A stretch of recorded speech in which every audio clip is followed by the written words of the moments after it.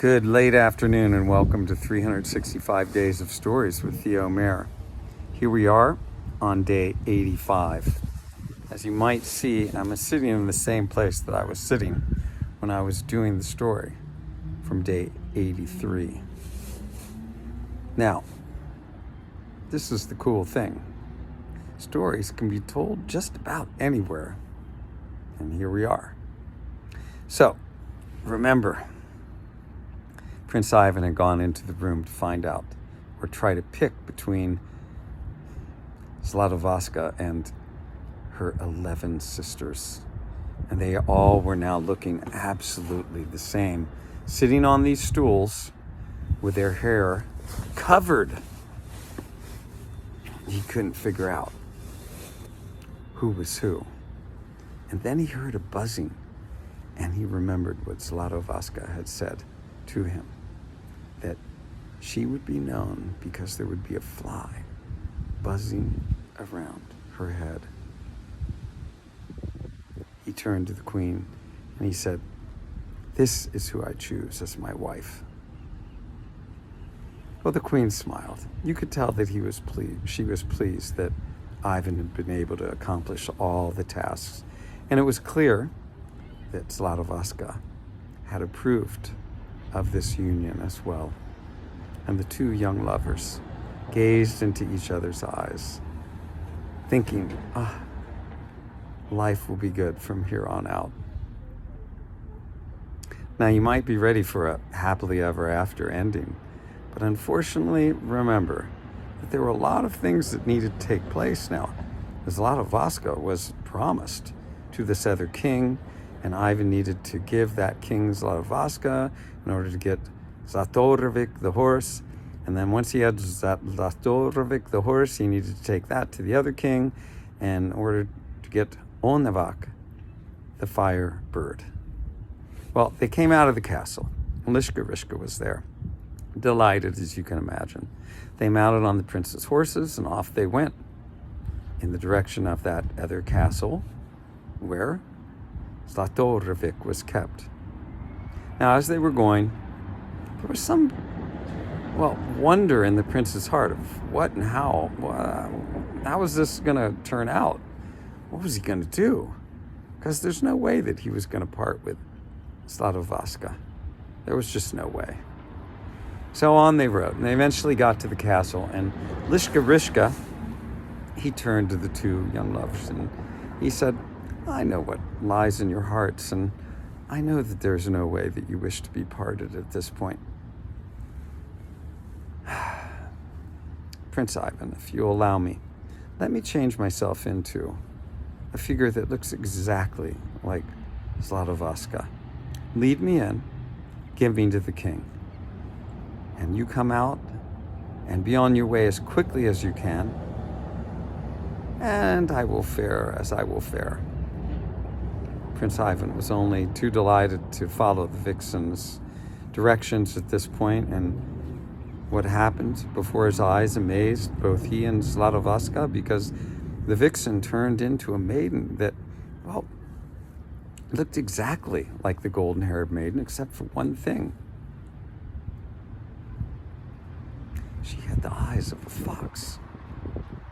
Well, into the castle they went, and Zlatovaska was given to the king, and the king was, oh my gosh, so delighted that now he was going to have this beautiful young bride. Now, he did not waste a moment, and he had this beautiful, sumptuous feast set for that night with a wedding planned for the next day. He asked Ivan to stay. And Ivan said, no, I must go. I want to go and see my ailing father, for I don't know how he's faring. So the king gave him his blessings, and off he went. Now, this feast was held, and the king he asked all his courtiers to weigh in on how beautiful Zlatovaska was, and all of them said, "Oh my gosh, she is the most beautiful maiden in the world." Until one of the courtiers noticed her eyes and said, "But what maiden has eyes like this? I've never seen eyes that look so much like a fox." And with those words, Lishkarishka changed herself back in to her fox shape. And before all of the courtiers and the king could shut their mouths, she was gone. Now Ivan and the princess had made off as fast as they could, with both the horse and the prince's horse riding side by side with each other. But Lishkarishka, being that magical creature that she was, caught up with them. They were on the way to the next castle where Firebird was kept and where Zlatorovik would have to be given away. But Lishkarishka, when they stopped at the castle, said, "Young prince, I see you've grown very fond of Zlatorovik. Let me change myself into a horse. Give me over to the king, and before you know it, I shall return with you." All was done as was said, and they went into the castle, and Ivan presented Zlatorovik, who was really Lishkarishka, to the king. The king was delighted. The horse with the golden mane. Oh my gosh. Now, he quickly called his wife, the queen, to come see the horse.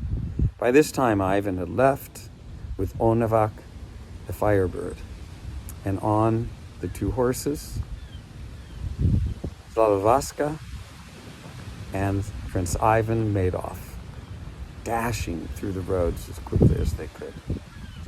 When the queen came to see Zlatorovik, she said, "Oh, such a beautiful horse, but I've never seen a horse with a fox's tail." As she said this, Lishkarishka transformed herself once again into her vixen form and ran as quickly as she could to catch up with her friends. Well, she caught up, and she gave the prince a bit of advice. She said, "I'm going to leave you now, but there's one thing you must follow. Do not buy gallows meat," she said. And off she went. Well, Ivan rode until he came to the crossroads where he was to meet with his brothers. That had been the original plan. And as he was approaching, it was a very strange thing, but he saw two gallows that had been erected there.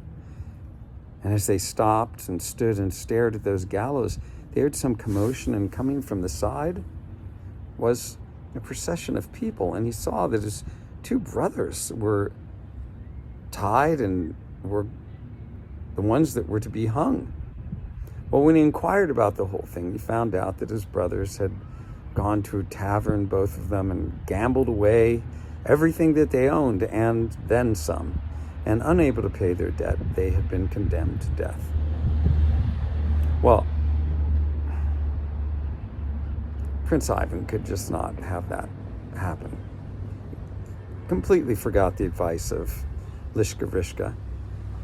And he had a huge amount of gold in his pocket, because when he had delivered Zlatovaska to the king, well, it was really Lishkarishka, the king had not only given him Zlatorovik, but he'd also given him as much gold as he could carry away in his pockets.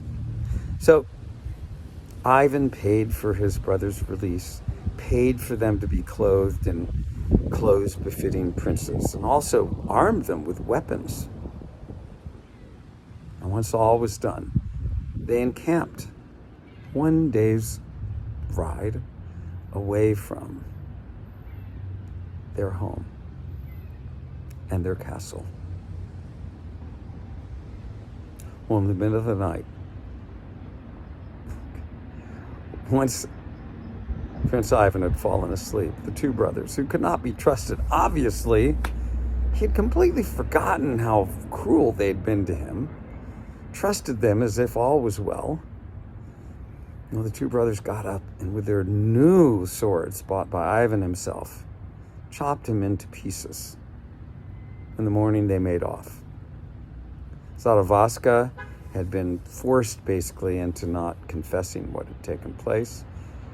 Pain of death. Into the castle they rode. Their father had heard of their coming. It felt healthier just knowing that. He was delighted by the Firebird. It was hung in his room, but Onevok would not sing. Zlatorovik, which the middle brother had claimed for his own, was led into the stables, but he would not eat. And Zlatovaska, who was going to be the bride now of the eldest, wouldn't comb her hair, and the king, seeing all this, felt more ill than he had before. Now, Lishka Rishka, fortunately, kept her eyes on what had happened. Had come out, seen all the pieces of Prince Ivan strewn about. He immediately sniffed out a crow's nest. He found 2 young crows. He took them in his mouth.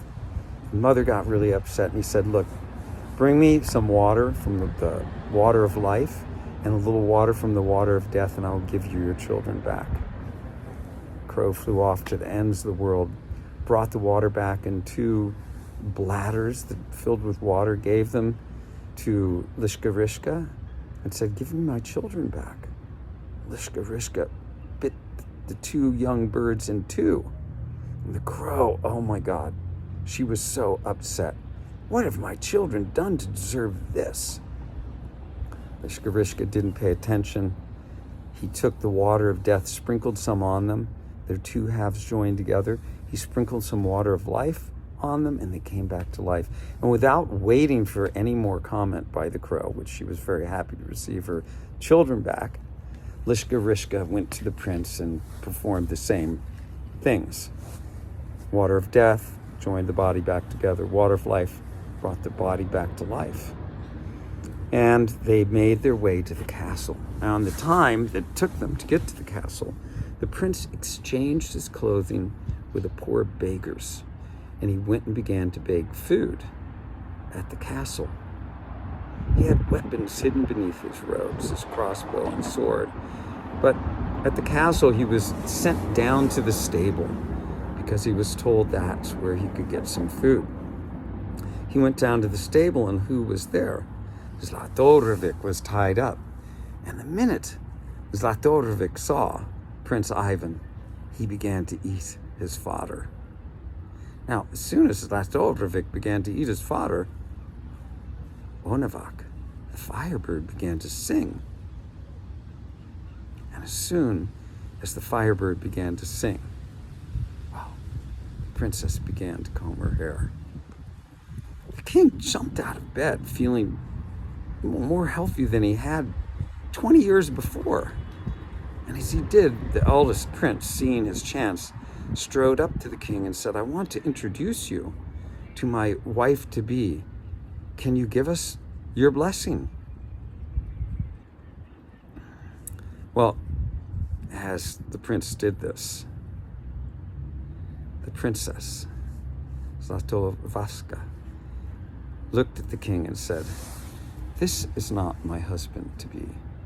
My husband-to-be is that man who can make Zlatorovik eat his food, the Firebird Onevok sing, and for my heart to be happy and filled with joy. I know that he is close by, and this, standing before me, is not my husband. At this, I will tell you, the eldest brother was not happy at all. Fortunately, behind some curtains, Ivan had been hiding. The eldest brother had come at the princess in order to do her harm, but he jumped out, caught him. The younger brother tried to come to his aid, but soon the guards enveloped them and they were put away. Now, I will tell you, something happened to them. You can figure out how Ivan may have dealt with that. The king regained his health. Of course, Ivan and Zlatovaska were married. As far as I know, are living quite blissfully this very day. And Ivan, who was emplaced as king, got to enjoy his father's company for many, many years to come.